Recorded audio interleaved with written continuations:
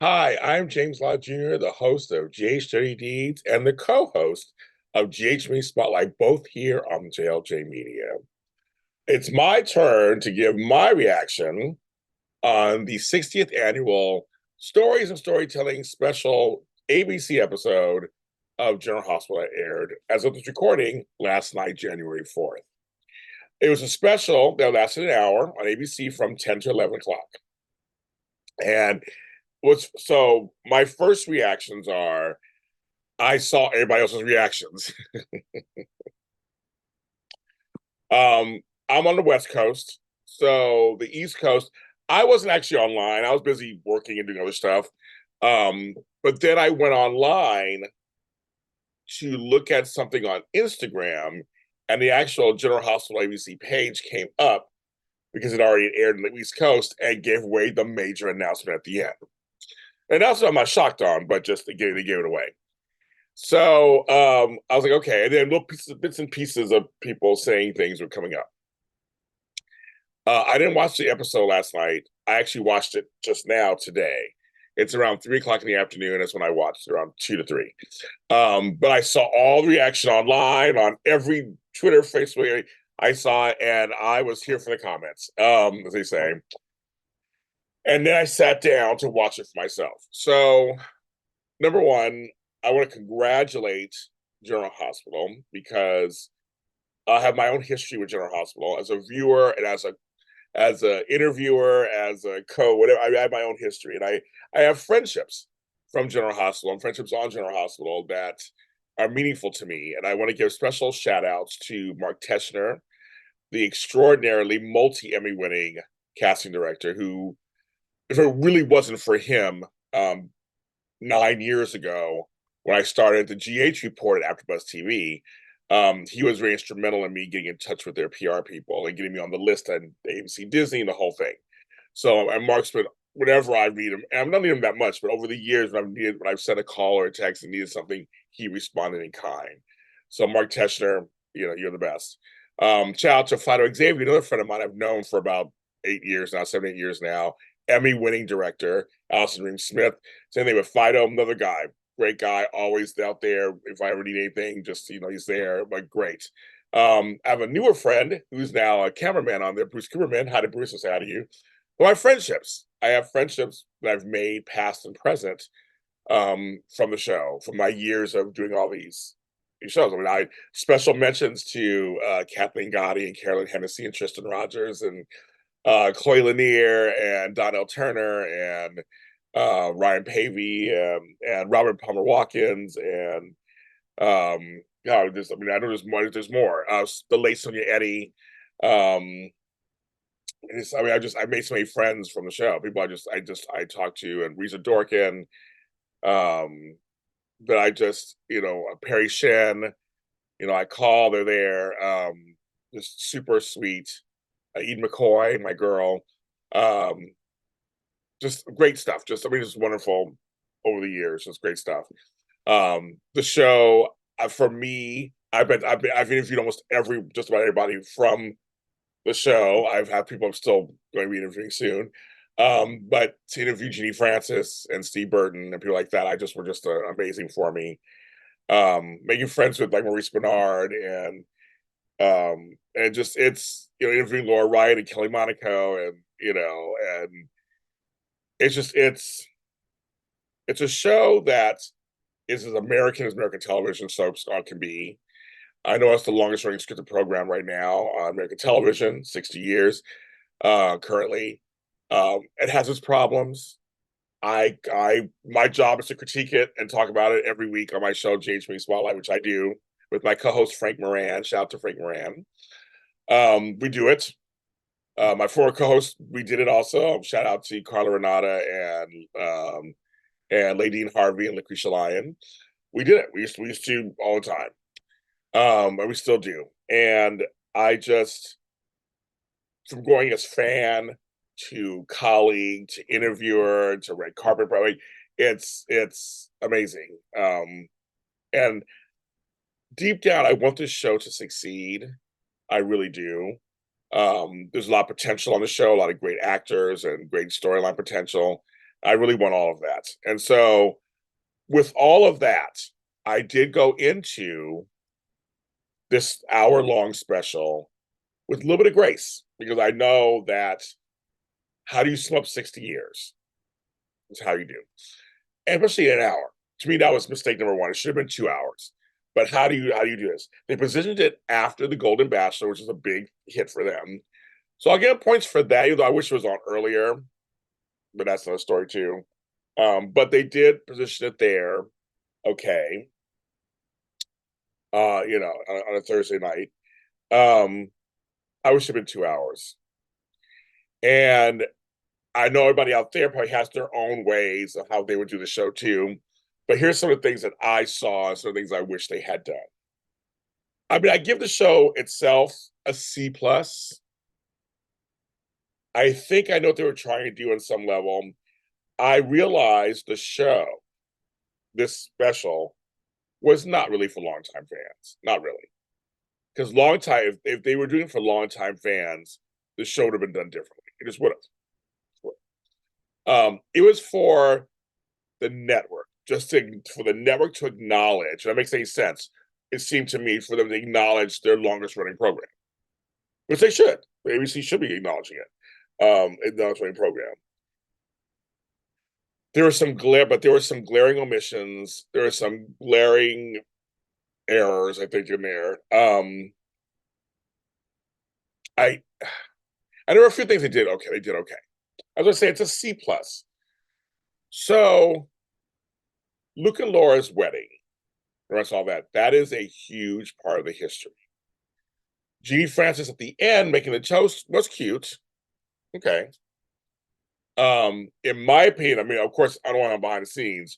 It should have been the longest running cast member, which should have been Leslie Charleston should have made toast. But I don't know if she had any issues with being on there or not. But that would be a nice touch. But Jeannie Francis doing it, that's fine. She's a long running cast member, just like Jane Elliott. Having her there was great. I love Jane Elliott's little ponytail, so cute. They were like, I felt like there were duplicates of stuff. I'm glad. Okay, let me go back to my thing. So Luke and Laura, that's a whole separate thing. They gave it some attention within the wedding segment, which I wish there was more of, like just a flash, a montage of all the different weddings. I like the idea of Lucy um and what's your name, Lucy uh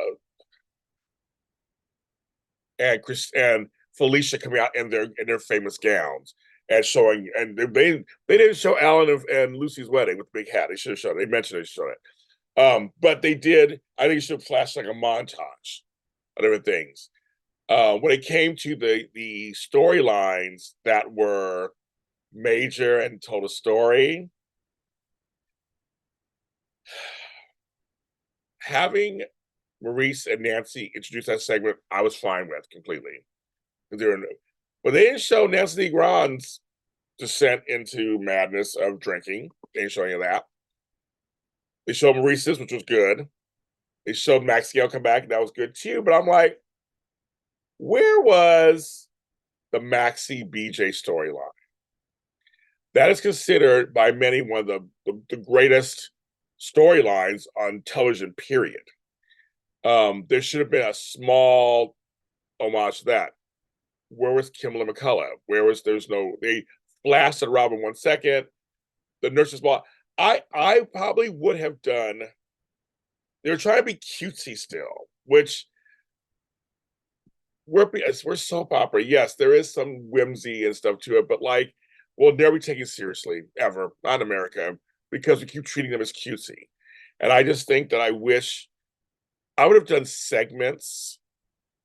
If you're gonna get if the network says you only get an hour, I would have packed those segments with a bunch of montages at the very least, um, from all over. I mean, just like, yeah, I love some of the early scenes, showing Demi Moore and Janine Turner and Blackie. Having John Stamos back, genius. I'm glad having Rick Springfield come back, genius. I know they can't flash a montage of everyone who's died, but I didn't mind him talking about Jackie Zeman, of course. because they were a major duo back then. But there were a bunch of flashes of people they should have shown. You could do the montage for them. We can't give them their own due. But I feel like it should have been done like in real, like just segments. Nothing against Stephen A. Smith, but him doing the fake acceptance speech thing, him coming out with, I have this many Emmys. Well, they should talk about their Emmy wins. They should. There could be another way to do that. But have him come back out with Laura Wright later too. It's like I was like, we don't need all that. Having certain people, introduce segments, that made sense. Totally makes sense to me. It's fine. Having Amber Tamler back, great. But she's like, I see Elizabeth off to the corner. Why didn't they bring her on real quick to hug her? They show them together. They didn't do that. It was like, that was weird. I'm like, they showed Elizabeth later. The Quartermain should be front and center. Showing the Tracy Edwards scene, classic, obviously. They should have shown a Thanksgiving. There was no mention of Cassadines. And not really much of this, like the Spencer clan, like the whole as Spencers. Not that either. I was like, there were certain things I thought they should have flashed to or shown. The Robin and Stone, him saying, I see you, and he dies. Not even a flash of that. Or the famous Anna Robin reunited running. I mean, there was certainly no Duke. Yes, Robert and Anna are, of course. Holly, glad to have her back. So to me, the folks they brought back were great. I'm like, some of them, it's good to see them. I'm like, oh my God, yes. But three are folks that were glaringly missing. Now I don't know what happened behind the scenes. I don't know if there was scheduling conflict or they didn't want to come back. I have no idea. The blooper reel was fun. I wish they showed some of the older bloopers. That was cute. I just think the show could have been so much better. But I feel, and maybe some of you guys feel the same way. It wasn't for longtime fans.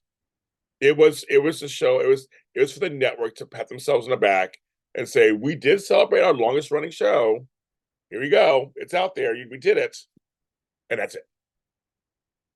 What is it? So to me, it wasn't horrific or horrendous, but it wasn't amazing and wonderful either.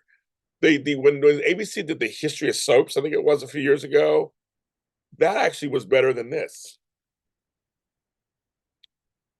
So I've been saying on my program for the longest time, ABC don't care about General Hospital. General Hospital comes under budget, does what it needs to do.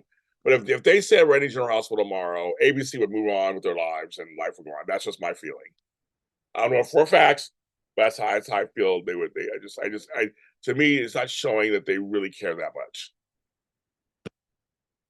But we fans, we care.